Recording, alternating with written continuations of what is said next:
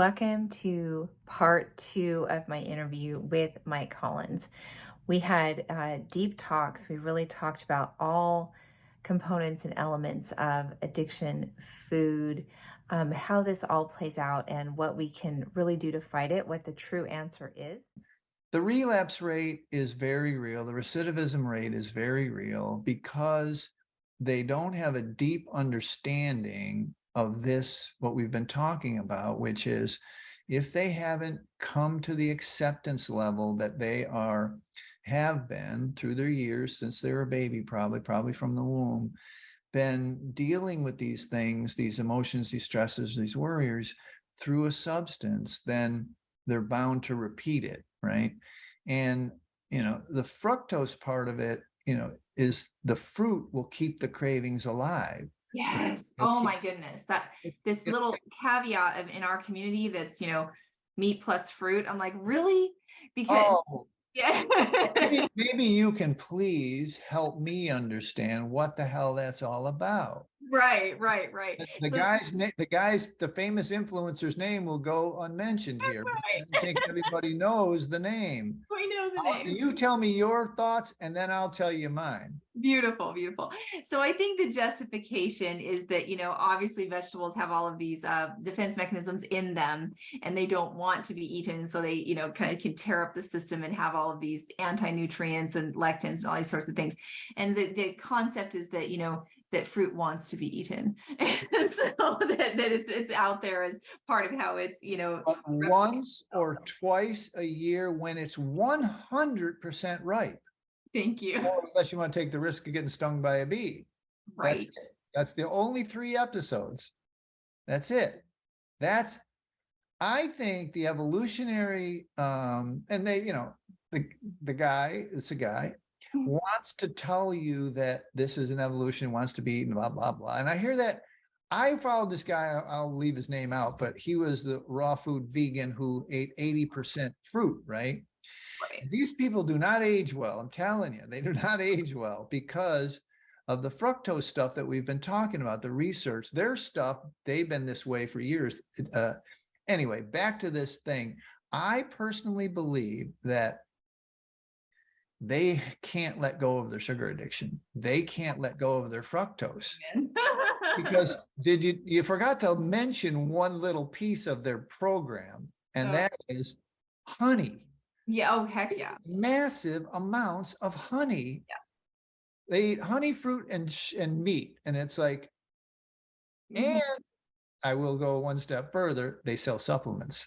Oh, well, of course. Let me tell you what my belief in supplements. Supplements are like I've had people couldn't get off the sugar because, and then I said, tell me what they tell me like 10, 15, 24, one woman is eating 24 different supplements, right? And it's like, I don't think the body was meant to have powdered stuff. Right. You might got a little like dirt or sand on your meat or dirt or sand on your thing, a little bit, but I think the body, and there's something about I can't remember square footage or no, not square foot, surface area that it gets absorbed like sugar and flour right in the mouth sometimes, definitely in the stomach. And it keeps the cravings alive, like the honey, like the fruit. They'll keep the cravings for the sugar alive and won't allow you to move towards, a more healthful diet. It keeps the addiction alive, basically. And so people get really freaked out when I tell them they got to quit their supplements. And mostly they got to quit their shakes and their smoothies. Oh. All of these pulverized things. The pulverization of a bunch of bananas and all that stuff hits the liver like with the same veracity as a Coca-Cola because it's so concentrated. The fructose is so concentrated, it hits so quickly, right? Gives you a little boost emotionally. So yeah, it's again, really happy that you're allowing me to talk about the entire arc of the process that is just for me been over the years, tens of thousands of people, pattern recognition. And, we're evolving. I mean, we're changing all the time. And I'm the head guinea pig, basically.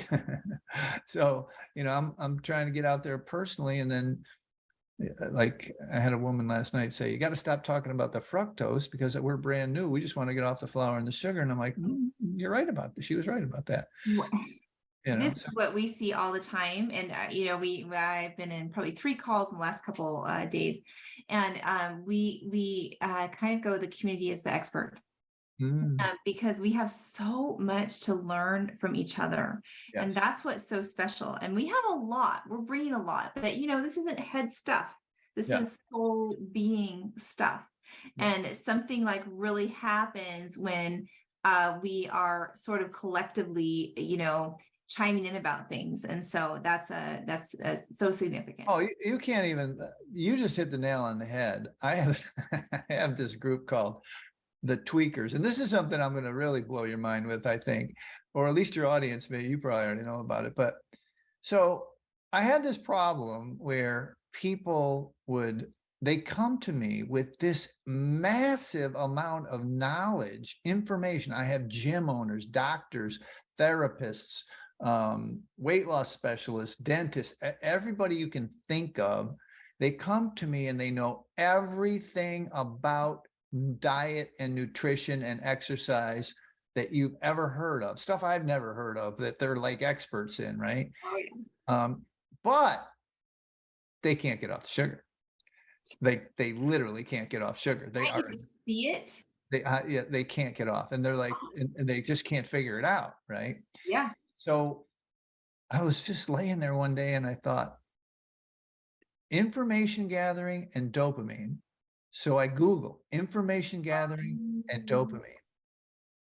Unbelievable peer-reviewed studies, pages of them come up. Heck yeah. What was happening and still happening out there today for these poor folks is that they are getting all this information, trying this new product or this new process, and that it's pre-abstinence as opposed to post-abstinence. Okay. Totally. So and this includes talk therapy. Okay, people, 10 years talk therapy, 10 years of OA, which does free not what's that? Oh, free abstinence, 10 years of it. Yeah, 10 years of like before abstinence, they go to the hour or 50 minutes of therapy. They're talking about their issues and their weight, and then they go to the 7-Eleven on the way home and undo the whole thing. Oh, heck yeah. And so what happened for us is that we don't mention any of this stuff. Well, we do. We tell it. We warn you about it in the detox. But I have this group I call tweakers, and these are people that paid a little bit more, a little bit better. You know what I mean? And now, post abstinence, they're bringing what you're describing, all of this great information from all these different sources about everything we've talked about this past, few minutes. And we start to, people will experiment with it, but it's all happening post abstinence sugar and flour. It's not happening like in coordination with, right? Yes. It's like the exercise helping your dopamine, serotonin as you get out of it. The information. So I say people, no freaking information, no new stuff for 90 days. You got to get abstinent first. And then if you're going to try something, spelt flour or a shake or a collagen powder, one thing at a time after you're abstinent, right? Mm-hmm. And that has worked really well. And then the people that are, more advanced, we have this beautiful marriage of everybody crowdsourcing the best health information on the planet that we can find and sharing it with each other, right? And so it really is a beautiful, it has evolved to, I'm no guru who's like passing information, do as I do as I say. I just create the vessel for them to cooperate in. The first group to get to that 90 days or whatever is to just get abstinent and be with your fellows. Then the next group is like, let's self-actualize. Let's move on to being the best. I think people's, at least I don't want to die with my music in me. I think the most important thing of the people that are attracted to us or any self-development, whether it's diet or any other, is that they want to be the best person they can be. Mm-hmm. And all the people that I mentioned, the doctors and the lawyers and the therapists, they could do anything in this world or this society except quit sugar because they were not willing to accept the still stigmatized word of addiction or addict, right? Where to me, it's just not a thing anymore. You know what I mean? It's That's like, right. I don't care. It's like, you can call it anything you want. And I don't call it addiction anymore. I call it a substance use disorder, which is what it, the destigmatized term. Mhm. So again, very kind of you to let me expound on all this, because I'm just, I don't often, like, I've been on a lot of keto podcasts and a lot of even drug and alcohol recovery podcasts, and most people don't want to put the two together. You know what I mean? They're Right. not making the connections here. And the connections, the brainwashing, if you will, has happened from the $78 billion a year diet industry, that somehow this has to do with food and exercise, when in reality, it has to do with addiction and recovery. And that's an important distinction that most people either are not willing to accept, not ready to accept.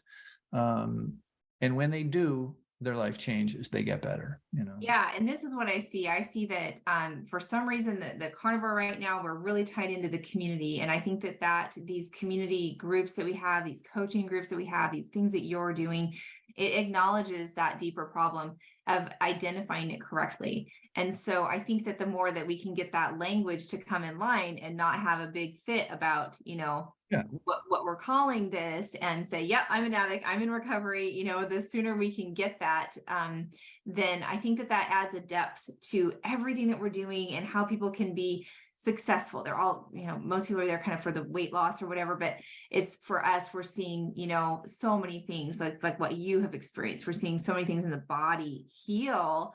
And yet if you can't get off of that roller coaster of the addiction, then though you're not going to get the substantial long lasting effects of the diet. So right. I mean, we have, like I mentioned, that first guy, that we have it all the time, where people can do the diet for a certain period of time, but minus what we've been discussing here, the understanding that there will be mental and emotional changes that you have to work and evolve through. That was like, I don't know if we were talking about it when we were recording or not, but when I spoke at KetoCon, people didn't want to approach me at the meeting. well, they didn't want to speak up when in your talk. In the talk, right? But then 50 of them came to me and said, that's me. I've been keto for a year. I've been keto for this. I've been keto for this, but I can't quit the sugar. Like, that happened 50 times over the weekend. Like, people tell the story that I'm telling here, is that I can do the diet. I'll do the exercise. I'll work out. I'll eat right. But I always fall back with the sugar, and the weight doesn't come off, and the results physically and health wise, they don't manifest, they don't get them. And so it just is, like I said, it's pattern recognition at this point. It's really just over and over and over and over. And then when people, I call it buy into Mikey's little fantasy, when they buy into the fantasy just for a little bit, just try it, just let the information light on you. You've tried a lot of stuff, so just try this. And realize that flour and sugar could possibly be a psychoactive agent that is holding back not your diet, not your weight, but your personal development as a person, as becoming the best person that you can be, right? That's the part that I think is hurting the hearts of the people who succeed. They have just said, enough. I'm excellent at one thing in my life, and I can't seem to translate it to this food and diet part or weight thing. Mostly, like you said, they all come for the weight loss, right? But they have to transcend that idea a little bit. They have to realize, I'll tell you a real true story. It's like, so, like you probably, we do these surveys of like success stories, right? See how you're doing. Well, we say, what benefits have you achieved from lack of no sugar, no flour? And you would think that weight loss would be the first one. No, it's brain clarity, like the emotion. You focus better, you remember better, you you can do a task longer, you get better grades, whatever it is, you work better, you can, you're not snapping at your wife or your husband. It's like this irritability goes away. So many different emotional benefits that, like, weight loss is like third or fourth sometimes. It's really just this. And at this juncture, I have to say that this disease, this recovery, this change, this transformational process that most people think is weight loss is really in the brain. And obviously the brain's leading the ship, like leading the show. This is what has to change first. And you have to think about what you're ingesting that is changing your brain. They talk about the ketones and all that stuff and you're better. Well, that's all well and good, but it doesn't help if you're ingesting another substance that's going in the other direction. Oh, absolutely. No, I can tell that the people's transformation keeps you motivated. My own, Oh, that's my blessing in life at this point. It is. And I don't ever get tired of talking about it. I don't ever get tired of hearing about it. I mean, it's absolutely. I heard Tony Robbins say 10, 15 years ago, a long time ago, he said, I was a little jaded more back then, but whatever. He goes, you will never understand that someone walking up to you and saying that you've changed my life is worth more than money. And I'm like, there's no way, Tony. And man, he was absolutely right.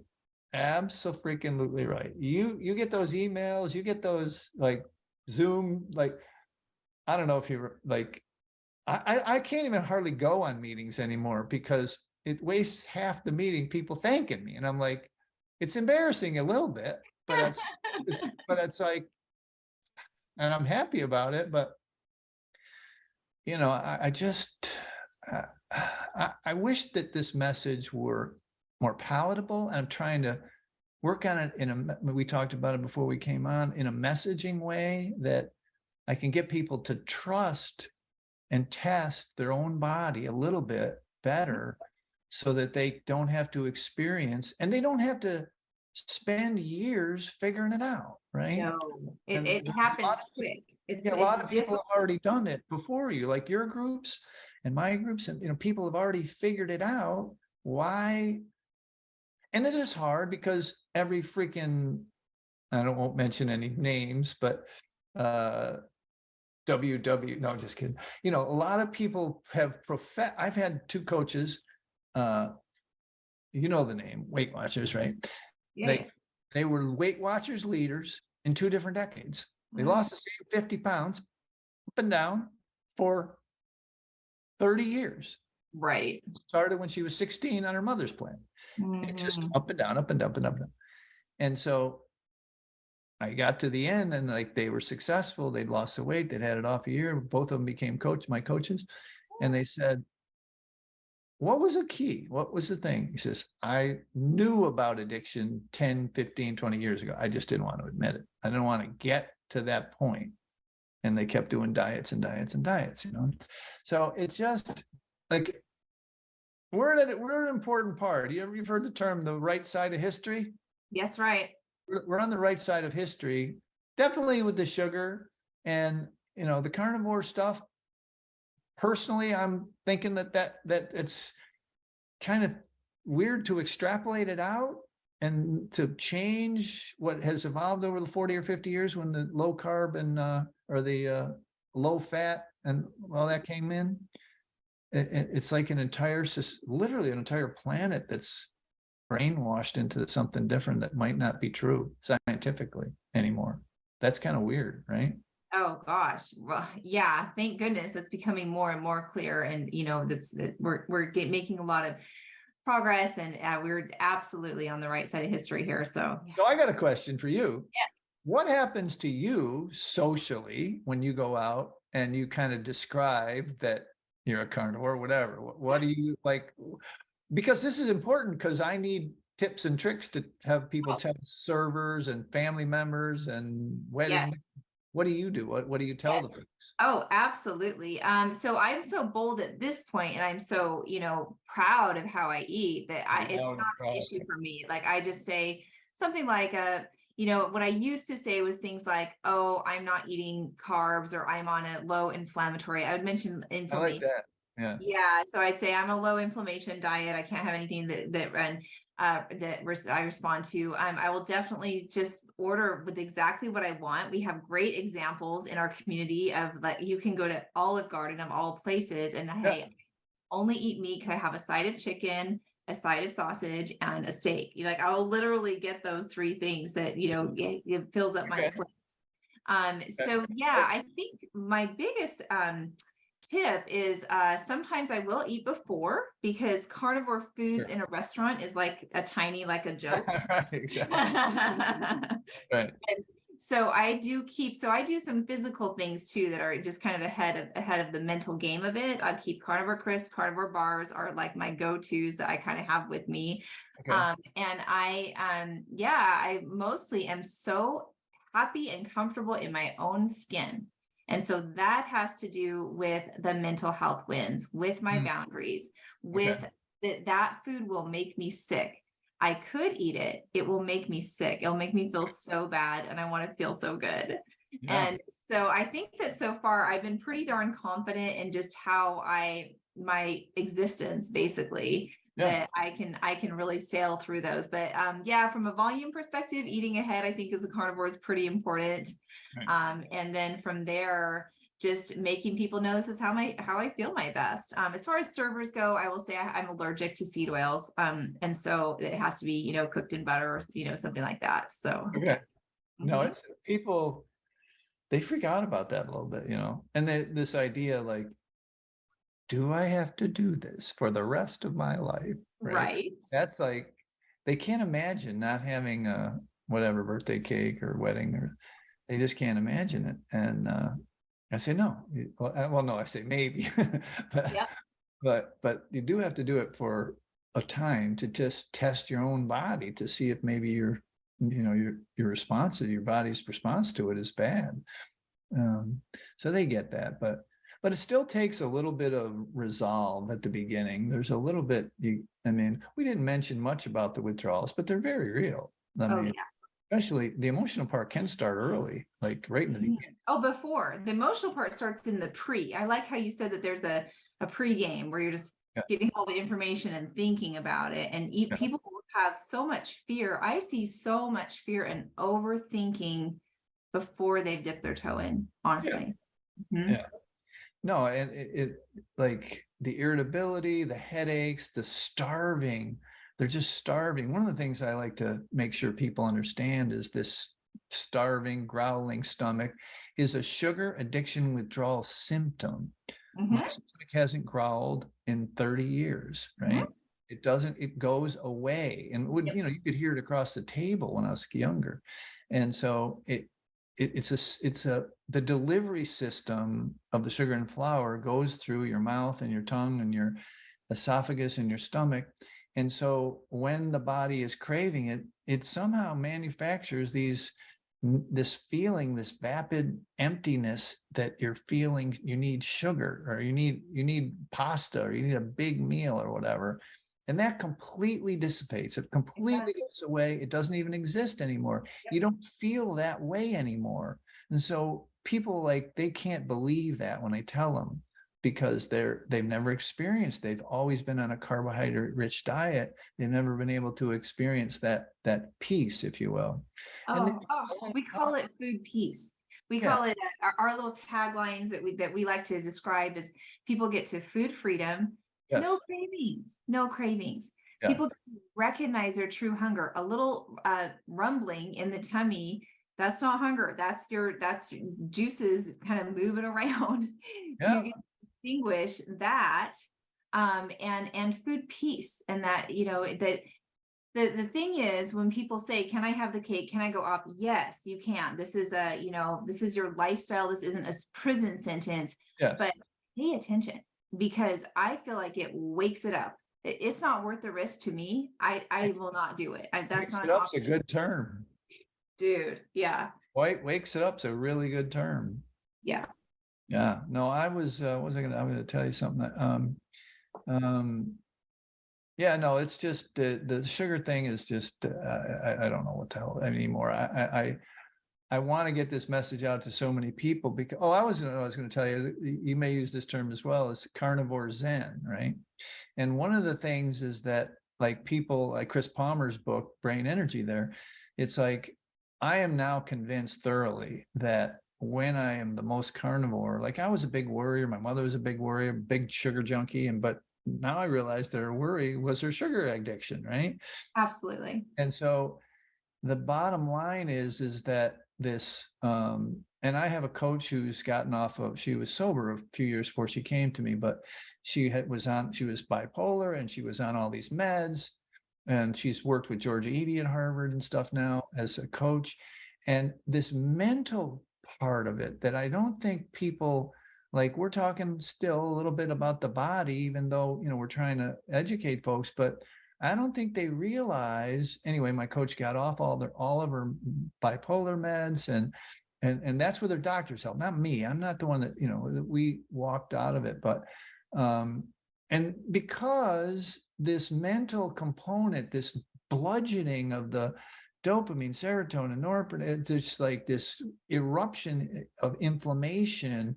I mean, obviously calling Alzheimer's diabetes 3, that every part of your mental and emotional life gets better because you're not bludgeoning your reward system that was originally created for sex and food with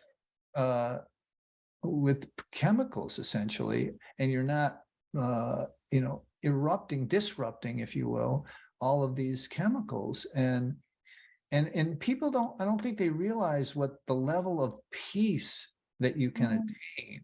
You're trying to do meditation and Yes. prayer and yoga and breathing, but you can't do it if you're out the back door beating up all of these things with these chemicals, right? And that part, I guess I'm trying to throw out every possible benefit that someone would be seeking, whether it's weight loss or, type 2 diabetes remission or any of these things. But I now think a lot of the science is moving towards this mental health component, this seizures, this all of these things that we're discovering like daily, that a diet low in carbohydrates or sugar helps do. It helps get better. And this is a part that's really for me, I was a worrier, and it's just like I can't worry when I'm eating this way. Like it's like I can still project forward a little bit, and I can still remember back, but it's not this same kind of impending doom worry, right? Yes. It's not like, what did they call it the other day? A negative prayer. It's not like I'm manifest. So, and it's not a mental thing. I didn't train or change my mind any. No. It's just that it stopped being depleted of dopamine, serotonin, and the thing. Look at the serotonin crap out there, okay? They're playing with your brain reward chemicals. You've heard it all the time. Well, let's try and dial it in. Let's take one more of this or one less of this, or we'll add this to that, right? They're trying to dial in the serotonin in your brain. When why not just like get off of this stuff and let your own body dial it in, right?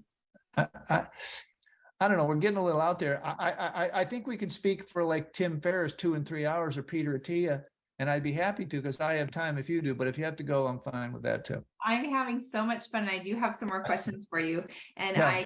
to me, I love the self-healing power of the body. And then when the body is properly nourished, when it has the correct substrates, the amino acids and the fatty acids that it needs, it can make everything that we need in the absence of the things that cause all of the havoc and are causing all of this misfires. So my journey, I just want to ask you about this. Because I'm having a ton of fun.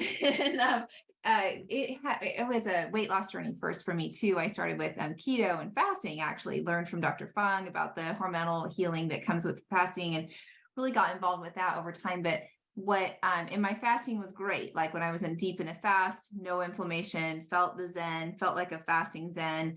But then when I would come off it, was I actually didn't go back into sugar. I didn't go all the way back into sugar. I went into, say, nut butters, keto treats, artificial sweeteners, something that still combined sweet and fat. Yes. What are Oh your my goodness. feedback Oh on my, wow, like it's good that we're going on because this is super important part of the process. Okay.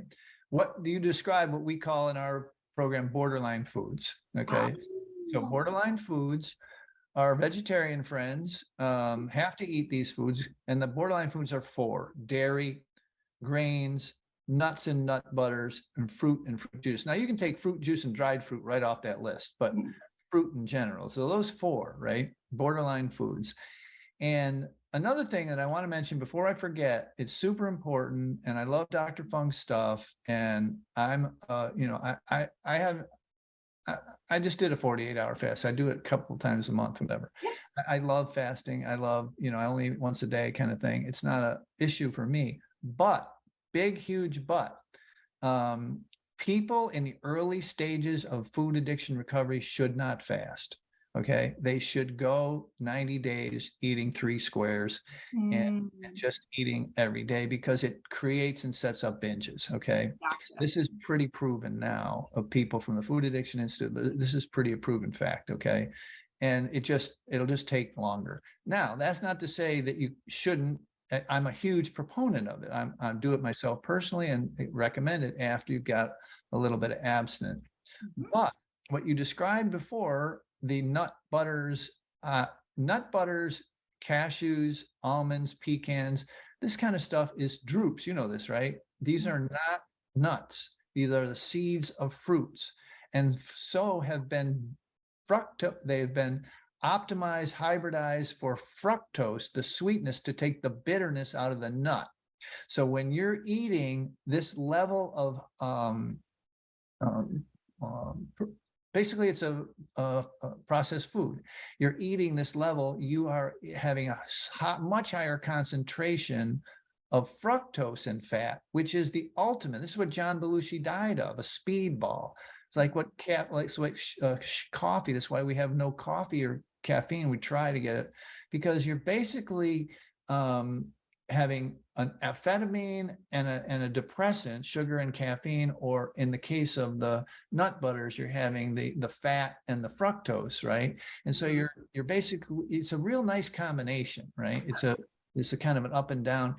And that's why coffee and chocolate are so popular and tea are so popular, because if you're on this stuff, if you're doing sugar, flour, and caffeine, it takes the edge off at 4 o'clock. It takes, it's like you wake up in the morning, you're a little off. Now you have a little bit of each, and it kind of takes the edge off your withdrawals, right?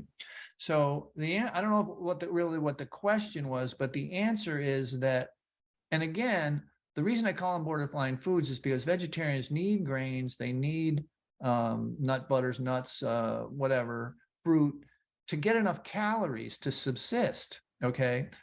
But again, me personally, and a lot of people I've worked with, it doesn't end well, okay? You need to either mature, that's probably the first time I ever used it that way, but mature into adding some animal-based products into your diet so that you're getting healthier fats. People.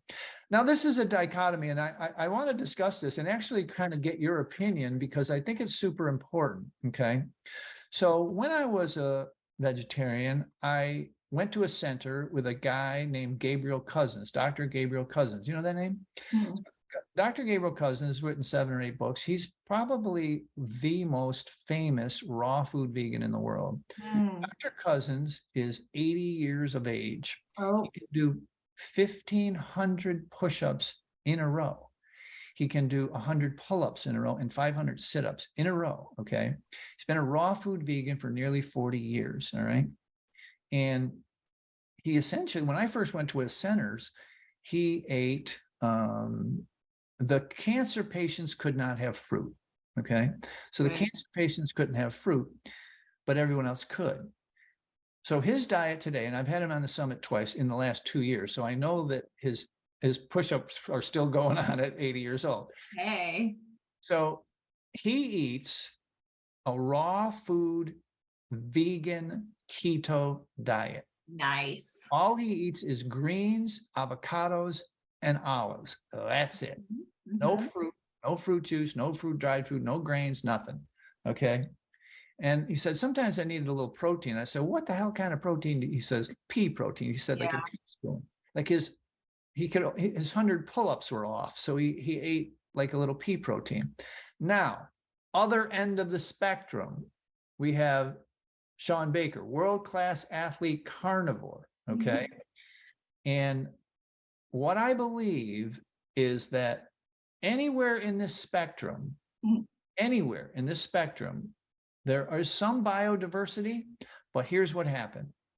They stopped ingesting either at all. Now, Gabriel has to have a little fructose in the greens because there's very little greens anymore that are produced without fructose. They've also been hybridized to take the bitterness out, right? So on this spectrum, if you heal your gut and your tight junction Yep. intestines, you can eat damn near and survive on damn near anything and live to a good old age. So we're not leaving out the vegetarians, but Gabriel's experience with this much healing, and I mean healing. I remember, I wish I could find this 20 years ago when he said, when he first went raw food vegan, his arms, his extremities were cold for 2 years as he healed his gut. Okay. And I believe this is what happens on any diet that is has less fructose in it. You're healing your gut. People don't realize that the disease, quote unquote, fructose malabsorption or fructose intolerance has been around for a long time. Okay. It's very difficult to diagnose. Most people think it's IBS or the cause of IBS, right? But I believe it's this massive fructose load that we were never evolved to have. And so once you heal from eating a lot of fructose, you end up, I don't care if you're carnivore or a raw food vegan, once you're healed, and it takes time, I mean, years, literally years to tighten. From the mouth to the anus is supposed to be a closed tube. It's not supposed to leak into the rest of the body and have the liver filter it, right? It gets absorbed theoretically when it's healed through the villi in the intestines, right? That brings it in. But when you have and they traditionally are now calling it leaky gut, which is probably a good it's a great analogy, or it's a great descriptor. But at the end of the day, if people would understand that they need to heal their gut from this fructose load that they've had since the womb, then I think it almost doesn't matter what diet they have, or they can literally be an omnivore and eat a little bit of each. And I think you're going to find this in the carnivore community a little bit, that they'll be able, once they're healed, they'll be able to back down and have a little bit of this and a little bit of that. Won't affect them any, because I cannot believe that evolution happened without some supplement of greens or some type of plants, like not a lot, but I think that between hunts or between, because I really, if people ask me, are you a doctor, all the time? And I'm like, no, I'm not a freaking doctor. But if I were a doctor, I would be a food anthropologist, an evolutionary food anthropologist, so that I would understand we can't get out of this mess till we figure out how we got in it. And if you do the research and the history, like the Belinda Vetke kind of history, and understand how we got into this, it starts to make the picture clearer for folks so they can understand, right?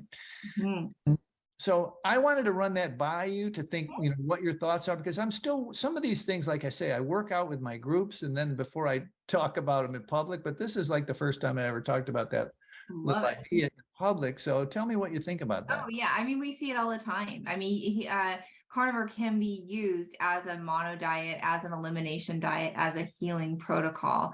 Right. And so different people absolutely have different tolerances for that. I still think that, that if you look at the basic structure of plants and everything that's in them, I think that, for a lot of people, they're very damaging. And I think that that particular case is an outlier. Right. And so you have to kind of look at, what are all those factors and why is he looking so strong and lean. That's not typically what we see on the vegan profile. Typically, we kind of tend to see the gut. Oh, he's pretty lean. Yeah. Oh, He's yeah. strong. He's Yeah, just yeah, strong. exactly. And so he's getting that stimulation from stimulating the muscles, right? So Right. he's got some things that's the biggest, is reaching that point that stimulates muscle growth of any kind of dietary or whatever. Boy, it should be interesting to I know this is not going to happen, so hypothetical, but I'm like in my mind going, man, I'd love to see what he looked like if he was on the other side of things and what kind of. No, I mean, I'm fascinated by this recovering vegan movement. I'm really Yes. fascinated. I think it's like an IR one, I guess. It's Yes, like, right. Yes, you're one of them. Yes, yes. and I like, you walk into this stuff slowly, like that may be the first time I ever used that term in public as well. It's like, I get it and it makes sense to me. But I also think that the carnivore diet and you call it a mono diet, that's what one of the fruit guys used to call it. A mono diet is makes it easier to heal, quicker to heal too. Oh yeah. I mean, when I say mono diet, I'm kind of talking beef only. Yeah. There's a lot of folks on the carnivore spectrum that need that. Yeah. That's how sick they are. That's the best healing modality that they can do. And sadly, some of our carnivore foods are pretty allergenic. The eggs are pretty allergenic, and the seafood is pretty allergenic. And so we've kind of got to watch the immune system. Those can heal as the immune system heals. We do see food allergies actually, heal as well. But sometimes starting out, the mono diet approach can be like the fast track. To getting that. Well, I believe that. I really do. And I think that the reason people are so attracted to it, the weight loss, it's like just what everybody wants. But I think so many things are healing quickly because they are healing those tight junctions in the. Absolutely. It's like they're not having a foreign antibodies leak into their bloodstream and have to be filtered by the liver. So things heal up really quickly.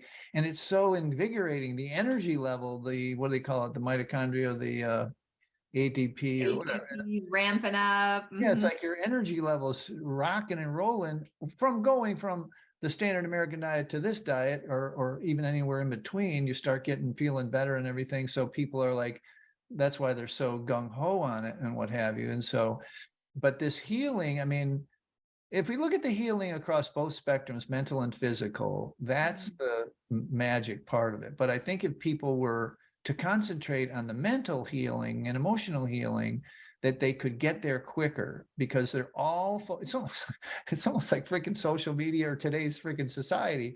We're all focused on this like attractiveness, this weight, right. this Which is primal, because what did you say, to reproduce and to, what were the two that you said, right? Sex and food. Okay, thank you. Sex and food, that's what we're after. And you're right, it is very primal and but the part is that our consciousness developed like from the base up, and now the nucleus accumbens, and that running our frontal lobe and all our memory and everything is literally, I never heard it put this way, but I think it's true. It's not the weak, it might be the weakest, but it's definitely the newest. And so it was part of the brain evolution, right? And so I think it's necessary that if we've been assaulting it with a chemical that it not normally gets, then, I mean, I think the question anthropologically is like, were the human beings just, I don't know where you break it, okay?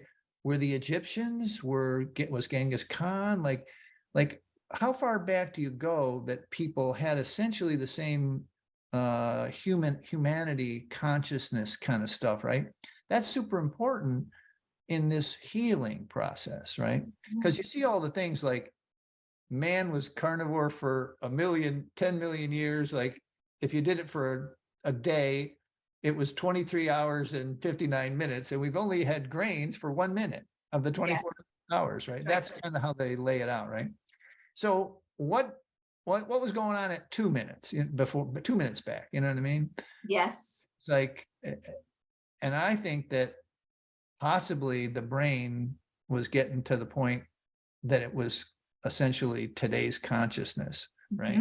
Mhm. And now it's being affected by these, definitely in my heart, I know that it's being affected by these drugs, right?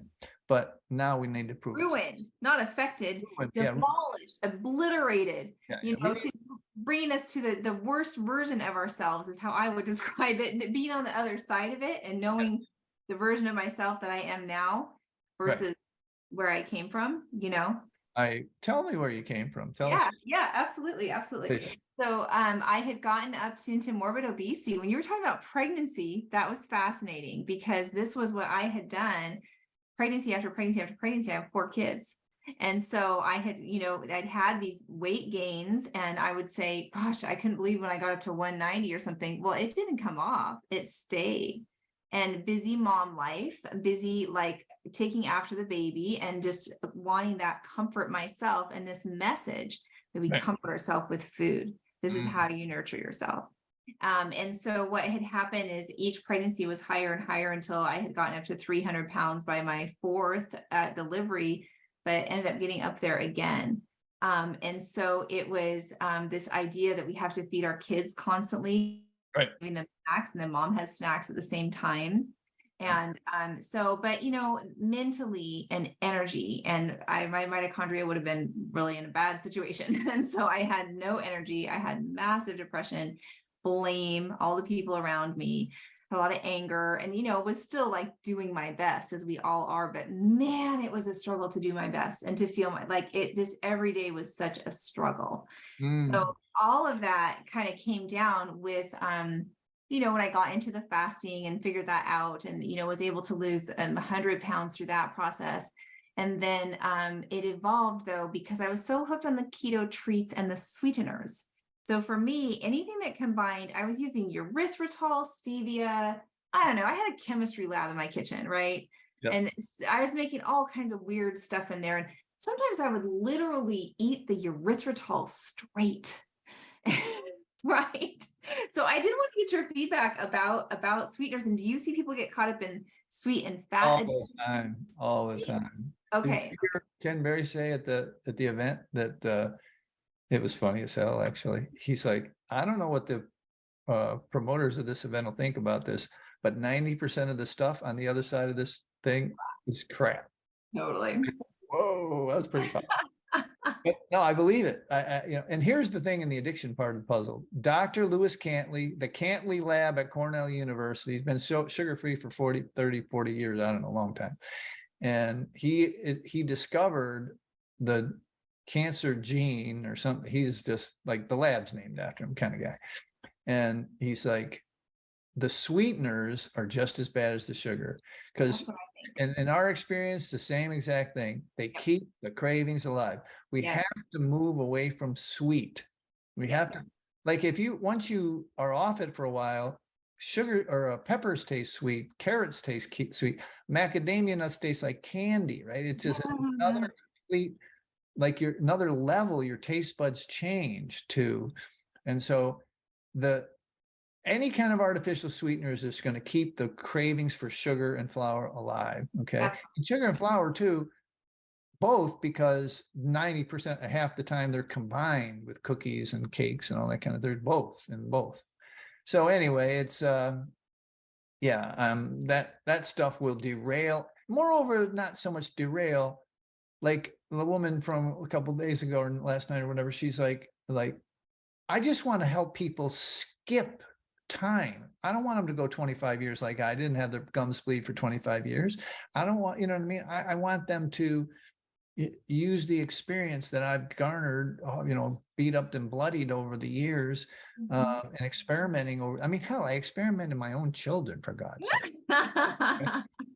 To talk my ex into like not having sugar and flour and caffeine in the pregnancy, I'm still in awe of this. Like, me too. but I We mean, see it all the time now in our community, and it makes me so happy. You know, we see carnivore mamas that are asking us, is this safe? Is this okay to eat like this through pregnancy? And like, oh man, you're giving your kids such a gift. You're giving them sobriety. So I'm going to run something I definitely never talked in public, and I want to get your opinion on it, because I think you just described it. So I personally believe, and well, we can cut this out if you want, but I personally believe that postpartum depression, sugar addiction withdrawals. So here's what happens. You wake up, you're 100 pounds overweight, 80 pounds, 90, whatever the number is, doesn't matter. Yeah. And now you say, there's no way I can continue to eat like this. And so you go immediately into sugar withdrawals. And then it lasts because you've really pulverized your sugar, your brain reward chemicals. You have almost none. Now you're eating for two, you're breastfeeding, there's anxiety in your life to begin with, and worries and fears and anxiety. And now you've got to stop. You've got to, quote unquote, get back to your fighting weight, your high school weight. You've got to. It just feels to me like the two are connected in some way. It makes sense because it's like you said about this permissiveness that we give pregnant moms to just go ballistic and eat the ice cream and the pickles. And then you're right, societal wise, that stops. The day the baby's born, then it's like, oh, now you got to get back to it. So that actually people makes try that, right? They're like, 100%. so they're really forcing themselves into withdrawals, but they don't know they're forcing themselves into withdrawals. Then they're off to the doctor to get whatever, the SSRIs or what have you. And then the problem just magnifies again, because you're not going to fix those SSRIs, or you're not going to fix the serotonin with SSRI. You don't have a serotonin or SSRI deficiency, It's like, right. Yeah, no kidding. Oh man, so true. So true. So I Wow. don't know. I wanted to ask you about that. And I wanted to revisit too on the pregnancy weight gain, but a lot of that is just kind of this culture of free for all during the whatever. It's just like, oh, mom, you need it. It's just the ultimate expression of the ultimate drug that we've drugged with our entire. And it's an expression of love from the spouse to run out and get that stupid chocolate sundae. Yeah. To bring it home and say, here, dear, like you brought home a rabbit or a deer or something, you're bringing home the chocolate, Oh my God. If only they would bring home a rabbit. Right. Or a deer, right? Exactly. I saw it. Sorry, go ahead with your question. I'm sorry. Yeah. I just saw it's really popular now. It's bacon roses. You can roll them all up. Oh, yeah, I've seen those. They're cool. Yeah. Make a little something. Go like, okay, that is true romance. You want to give me something for Mother's Day? Give me some bacon roses. Yep. Exactly. It's beautiful. Wow. Well, this has been so incredible. I just loved the exchange and the ideas, and I would love to do part 2. And as more questions come up in the communities, I'm involved in a lot of different communities, and you are a wealth of a resource. That we've had, Joan Iflin's pretty popular in our community. Cool. Yeah. And just, I gotta send you Joan's interview. I'll send it to you right after this. You will be blown away. I mean, you will be blown away. Here's a woman 15 years off, and she's just like still working through what we've discussed today. I mean, just very courageous stuff. I don't think she planned it. We definitely didn't plan it. It was on the Sugar-Free Kids Summit. So we definitely didn't plan it. But I've had like 20 of my coaches, people that have seen 20 people and coaches and everybody, like, unbelievable. So yeah. She's great. That's how it's been. Every time we've had her, she silences a room immediately because she's so honest. And that's what I'm hearing here too. And it just is, people just sit and listen, because nobody really tells it quite as straight as that. It's a sobering way to describe it. Yes. And it's a friendly for us because we're by proxy, we're sugar-free. We don't go in there going, we're gonna be sugar-free, but we fill ourselves up with meat all the time, and so we just are sugar-free. It's just kind of our value. But I bet it helps with the folks that are back and forth a lot, that have struggled with whether the depth of, everybody's addiction is a little bit on a spectrum of sorts. So people that are struggling a little bit would be very helpful. Yeah. Well, exactly, because we have, anywhere from 30 to 100 people on a call, and not everybody there is on the other side. So many people, but just being there and listening in, hearing people that have been on the other side and hearing what that looks like, and having the vulnerability to be real, which is what we've always had from Joan, that we've always experienced that. And so I'm excited to hear that, because I believe it. I can tell it's every time that we're with here, there's an authenticity of sobriety. Yeah. And it hurts and it's painful. And it's worth it. It's so much worth to feel like real pain than just avoiding pain. This is the work people don't want to sign up for, basically. Or they've tried it a little bit and then it's too scary or too hard. And like we've mentioned many times, the only way to do it is to get yourself some traveling buddies and peers and do it together with someone. Because people, they'll let their coach down, they'll let their guru down. They're not going to let their friends down. Oh, I love it. Okay, what do you have coming up? Where can we find you? What are where can we get more of all this? Yeah, I mean, when's this going to air? Probably about 4 weeks. Okay. We just finished the Quit Sugar Summit, or both the Quit Sugar Summit and the Sugar Free Kids Summit, but you can always reach me at sugaraddiction.com. Michael at sugaraddiction.com. I'm on Twitter. We're on Facebook and a couple of really good groups. You can go there. You'll see the cover of my book. You can get the book free at sugaraddiction.com. It's also on Amazon, but to get a hardcover, you have to pay for it. You can actually download it from the website, just, whatever.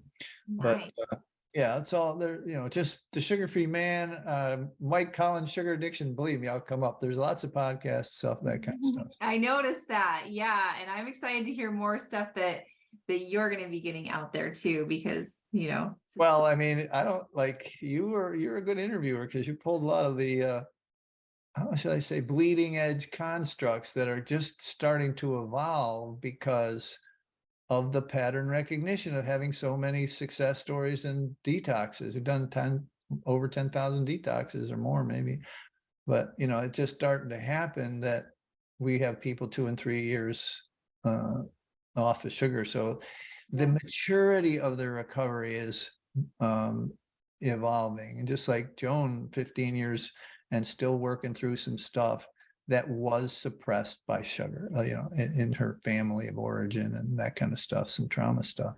So yeah, it's again, the right side of history. We're both in the right side of history. So awesome. This is because of you and Sarah, I may be naming the official sugar-free diet as the keto or carnivore diet. I don't know. Hey, the evolution is still happening. I don't have that many vegetarians left, so I think they run away from the message. Right. We love them. We celebrate every Whole Foods sugar-free spectrum. I love Gabriel Cousins, and I love anybody that can make it happen for a long time. I just don't think that at the end of the day, I think there needs to be some animal products in your diet. Absolutely. Yes. Well, I couldn't agree more. Beautiful. Okay. Thank you so much, Mike. It's been such a pleasure. I enjoyed it. Thank you for having me. I hope it does well for you, like Sarah said. It was great. Oh, love it. Fantastic.